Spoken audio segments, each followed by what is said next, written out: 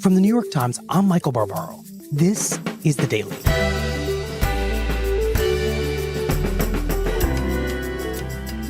Today, alarm over the election of Donald Trump inspired dozens of first-time candidates to run for Congress this fall. Why those candidates are now a problem for the Democratic Party. It's Friday, June 1st.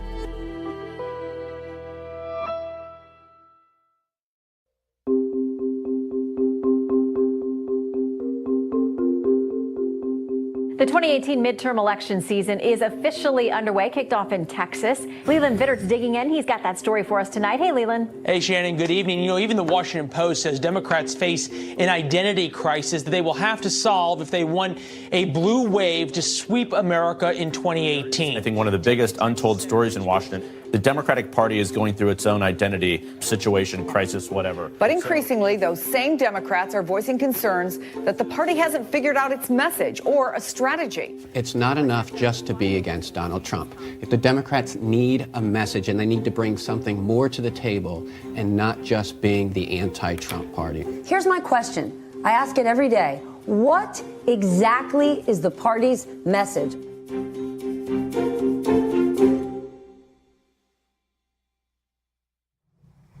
I came over to this country when I was a 9-year-old. I was part of the orphan airlift out of Vietnam during the last days of the fall of Saigon. My parents had brought us to an orphanage. They were absolutely convinced that that was the only way that we were going to be able to survive the end of the war. And with my 3 siblings, from the age of 10 down to the age of 4, we were brought on to one of the last flights out of Vietnam, this flight that had orphans as well as handicapped children. Wow, what was that flight like for you? Oh my gosh, the flight coming to the U.S. was the most scary and the most painful experience of my life. I had never been on a plane, and there I was on this plane with a lot of children, and it was a long flight, and I was, away from my parents for the first time. So it was such a scary experience. And because of that, one of the American soldiers actually carried me off the plane. And it was this action of this American soldier who really gave me my incredible gratitude to this country. He truly was a savior in my mind. For someone to care and comfort children, I think that that is the best thing to do in the world. And that's when I decided I was going to be a pediatrician. Tending to kids as that Marine did to you. Yes. Mai Khanh Tran is running for Congress in California's 39th district. I thought about running for office the day after the election of November of 2016. It was such a painful night. My mom and I and my daughter, we were so excited to go and vote for the first female president. And the outcome was just so unexpectedly devastating and painful that I didn't want to get up the next day. But I did. I came in, and one of the first patients I saw that day was a 5-year-old with a brain tumor. This is a mom who is a nail salon worker. They didn't have any health insurance, and they were finally able to get the subsidies through the Affordable Care Act. And so she was getting her treatment. She had had her surgery. She was doing her chemo. And mom had this petrified look on her face. And I looked at her mom. Both of us just burst out in tears. I knew that there was going to be a constant effort to dismantle the Affordable Care Act and take away health insurance for so many of the families in my community and all the patients that I see on a daily basis. I knew that this was going to impact our community tremendously. That's when I really decided to fight. So you would say that it was your work as a pediatrician and the fact that President-elect Trump at that moment had talked so much about repealing the Affordable Care Act, which would affect your patients, that ultimately caused you to run for office. Absolutely. It was a direct reaction to the outcome of the 2016 presidential election.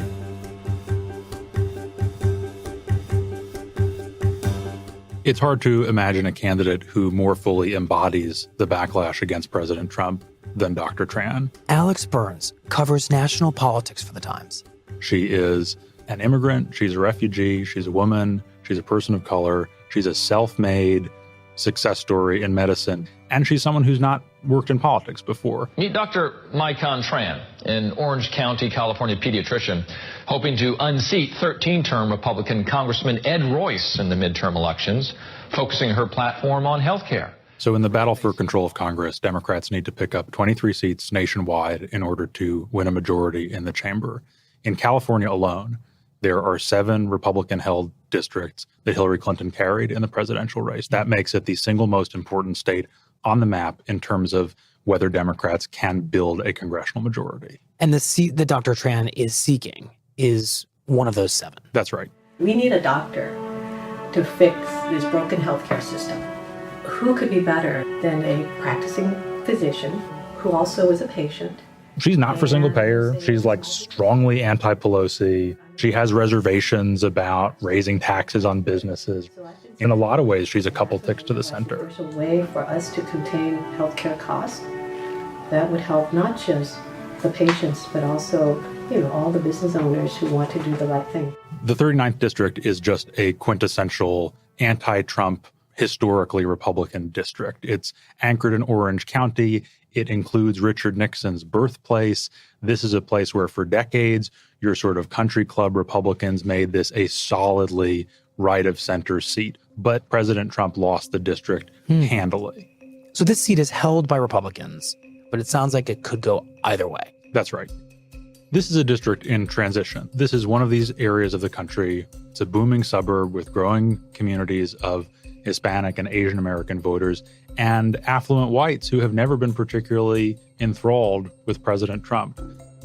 But even though the district is unfriendly to President Trump, it is not a liberal area.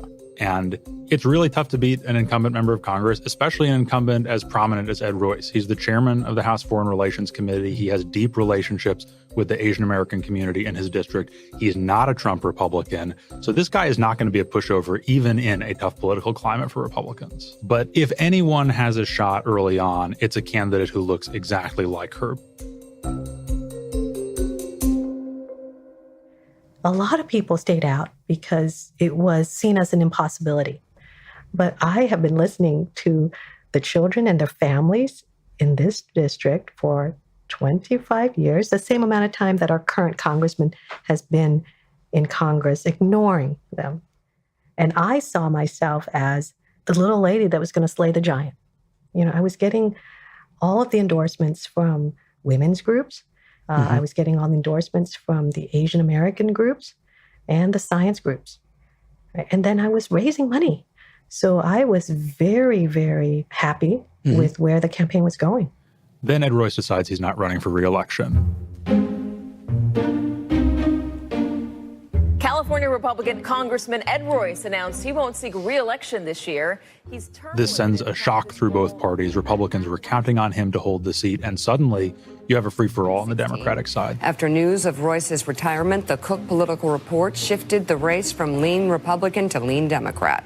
They don't just have one or two credible candidates in an underdog race. Then they have everybody who wants to run for this sudden open seat. In several of the most competitive districts, there are so many Democrats on the ballot that there's a chance that they could all splinter the vote.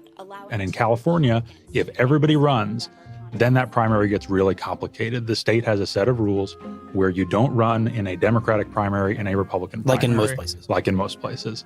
Everybody runs in the same primary, and the top two finishers, regardless of the party, advance to the general election. Now suddenly you have half a dozen or more Democrats, half a dozen Republicans, and if the Democrats carve up their votes too finely, you could have a Republican on Republican general election. So you could end up with a general election in which there are 2 Republicans and 0 Democrats. That's right.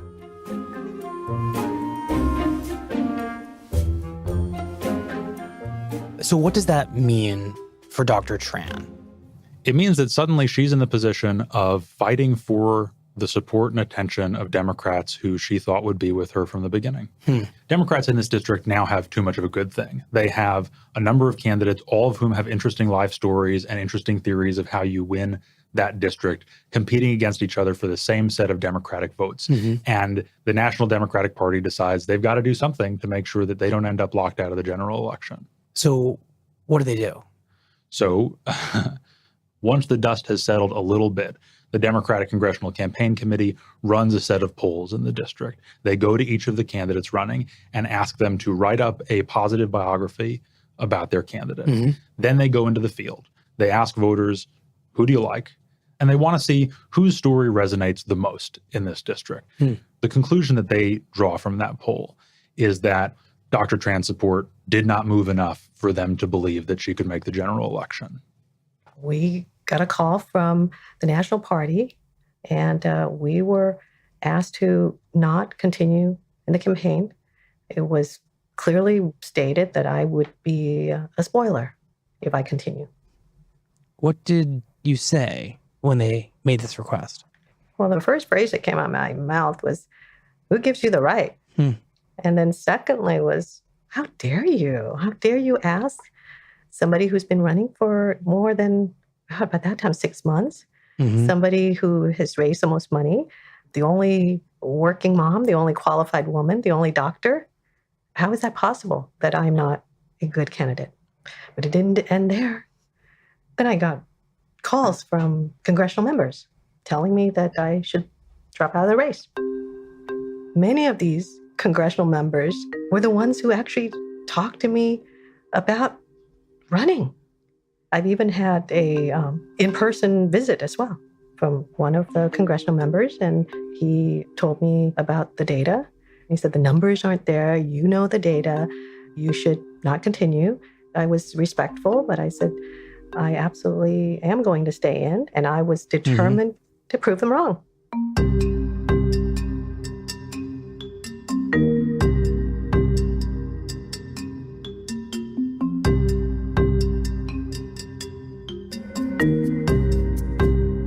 We'll be right back.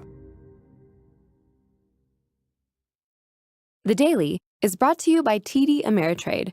When it comes to investing, each of us does it our own unique way. Some of us want to go it alone. Others might prefer some guidance. Regardless of your style, TD Ameritrade is always creating new solutions to help you. From their award-winning technology to personalized guidance, they have everything you need to invest on your terms. Visit tdameritrade.com/thedaily to learn more and get started today. Democrats will look to regain a majority in the House of Representatives this November, and they can take a major step towards doing so on June 5th, when primary voters in California head to the polls. Alex, are you surprised that this grassroots candidate with no political experience basically told the National Democrats to go fly a kite? I'm actually not surprised. And it's one of the things that's striking and in some ways refreshing about this campaign is that one of the challenges for National Democrats is that so many new candidates, these people who they're celebrating as part of a resistance to President Trump, have no particular stake in the institutions of the National Party. That Dr. Tran is not the only political newcomer who isn't worried about what Democrats in Washington will think of her in 1 year or 5 years. And they're not worried about staying on the right side of people who are the traditional power brokers in the party. And they can't be controlled in the same way as conventional politicians. Right. In many ways, they have contempt for the system. They see the system as having failed in 2016. They see the Democratic Party as having failed in 2016. And part of the reason why they're running in the first place is they see the results of the party institutions and they say, I can do better than that. So tell us about the Democrats' favored choice in this race. According to the National Party's poll, of the candidates who have a shot at making the general election, their best chance is a man named Gil Cisneros. Leaders must lead with their actions as well as their words. It's a lesson I learned during my years of service in the Navy. He's a former Republican who has acknowledged that he voted for John McCain in 2008 over Barack Obama. He has sort of the ultimate political Cinderella story of having been just a regular guy who didn't even play the lottery regularly and then one day bought 10 tickets and one of them earned him $300 million. So when fortune struck, I knew it was my duty to do what was right, to help those who needed it most. And after that happened for him and his wife, they started getting engaged in politics. They became significant political donors to Democrats at that point, including the Obama campaign in 2012, to the Congressional Hispanic Caucus, to any number of powerful California Democrats. I'm tired of politicians who sold out to special interests. This is our government, and it needs to work for us. That's why I'm running for Congress, and I won't take corporate PAC money. I'm Gil Cisneros, and I approve this message because leading by example is how we fix Washington. Dr. Tran, why do you think the Democratic Party decided to back Gil Cisneros over you? The party decided to go with a candidate that has the most money because I think it is using the same traditional way of assessing success of a congressional campaign. And that's what, to me, it's sad that the Democratic Party didn't learn the lessons of the 2016 election. That politics has to be done differently. It cannot be done in the same traditional ways, using the same parameters that we would use to predict outcome. Well, but wouldn't the National Democratic Party say that they are trying to learn the lessons of the 2016 election? And one of those lessons is that Donald Trump appealed to a huge swath of the American public. And therefore, the Democrats may need to run candidates who can appeal to some of those same people. I don't think that's what they're doing. Mm-hmm. I really believe that the party wants to win so badly that they are picking the easier, the more convenient candidate. It's not about my politics. She is right that it's not about appealing to Trump voters. The complexity to it is that it is about appealing to moderate voters in a district where it is very, very expensive to run a political campaign. So this is a district in the Los Angeles media market, one of the most expensive places to advertise in the United States, full of people who are open to voting Democratic in 2018, but probably haven't done that a whole lot in the past. So Democrats are looking for a candidate who can raise a ton of money or write themselves a check for a ton of money and then go on the air with an argument that can convince those folks that, yeah, come on in, the water's fine, you can vote Democratic.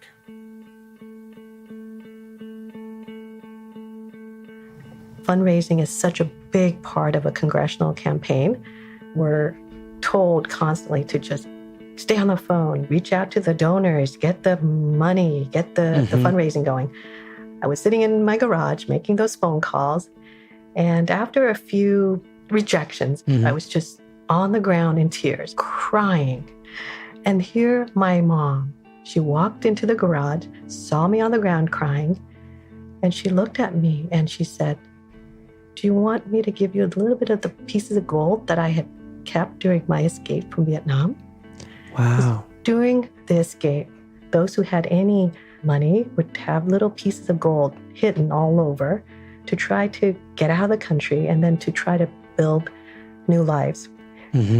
But here's my elderly mom telling me that her last piece of gold, she would give it to me so that her daughter, a refugee, could be running for Congress. And that made me cry even more. I mean, I just got even louder with my sobbing because my poor mom, you know, with her last little flake of gold, was going to help her daughter run for Congress.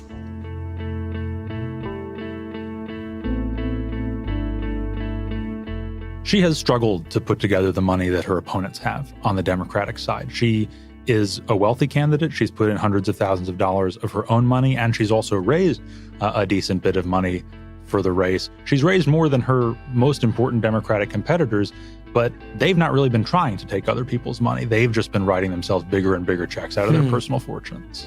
So Dr. Tran may be right that this is not so much about politics as it is about the strength of her candidacy. And the strength of her candidacy in the eyes of the Democratic Party nationally is, do you have enough money to win? And they've concluded that she really doesn't. That's right.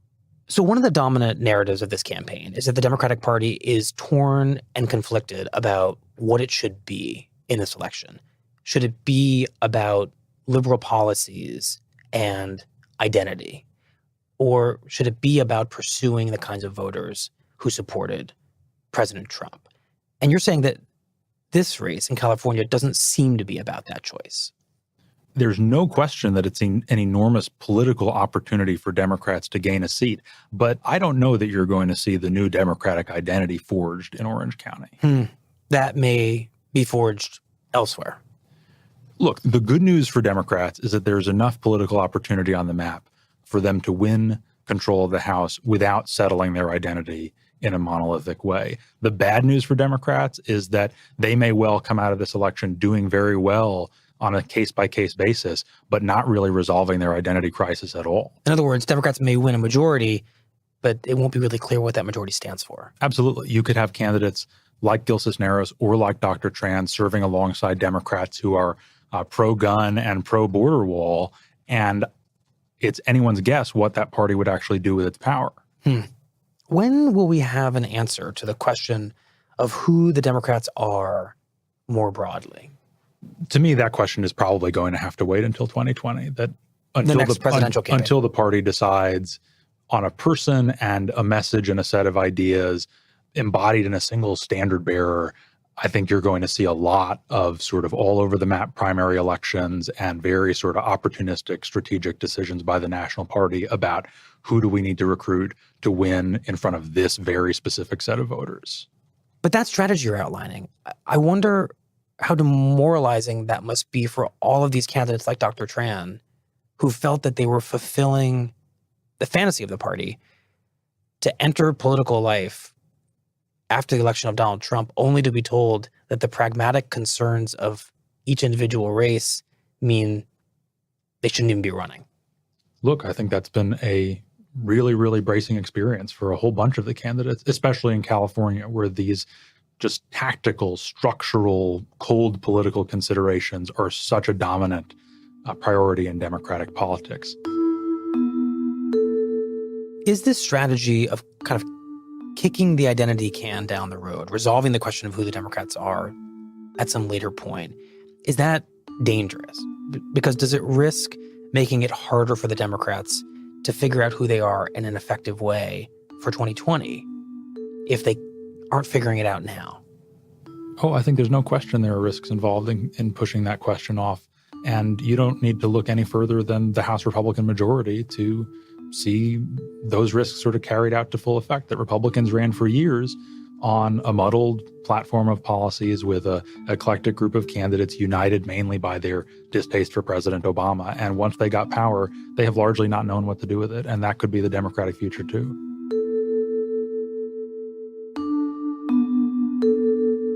Thank you, Alex.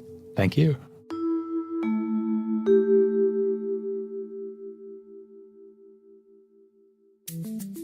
Here's what else you need to know today. I was being indicted and prosecuted by the Obama administration for exceeding the campaign finance laws, which I did do. I gave $20,000 of my money to a college friend of mine who was running for the Senate in New York. On Thursday, President Trump said that he would pardon Dinesh D'Souza, a conservative commentator, author, and filmmaker who pled guilty in 2014 to making illegal campaign donations. There's a campaign finance limit. I went over it. I broke the law. D'Souza is known for controversial and unsubstantiated claims about Democrats, including the assertion that liberals were largely responsible for inspiring the September 11th attacks, and that Barack Obama harbored an anti-colonial agenda aimed at weakening the U.S. Obama has a dream from his father, that the sins of colonialism be set right and America be downsized. In a tweet, Trump wrote that D'Souza, who received 5 years of probation for his illegal donations, was, quote, treated very unfairly by our government. The Daily is produced by Theo Balcom, Lindsay Garrison, Rachel Quester, Annie Brown, Andy Mills, Ike Streets-Kamaraja, Claire Tennis-Getter, Paige Cowett, Michael Simon Johnson, and Jessica Chung, with editing help from Larissa Anderson. Lisa Tobin is our executive producer. Samantha Hennig is our editorial director. Our technical manager is Brad Fisher, and our theme music is by Jim Brunberg and Ben Landsberg of Wonderly. Special thanks to Sam Dolnick, Michaela Bouchard, Chris Wood, David Crackles, and Stella Tan. A reminder that tomorrow we'll bring you the 7th chapter of our series, Caliphate. Next week on The Daily, a special 5-part series about Baltimore, where the death of Freddie Gray prompted a nationwide debate about police conduct. What's happened in the city in the 3 years since?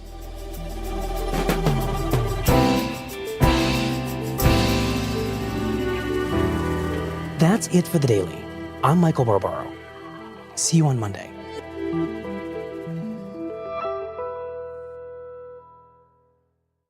Today is National Gun Violence Awareness Day and the start of Wear Orange Weekend, and people around the country are coming together with a simple message: there's more we can do to end gun violence. Every year, Everytown for Gun Safety and a coalition of partners call on Americans to wear orange to honor the more than 90 lives cut short by gun violence every day and demand action toward a future free from gun violence. Join the movement by wearing orange today and post your pictures online using the hashtag #WearOrange to show you're committed to ending gun violence.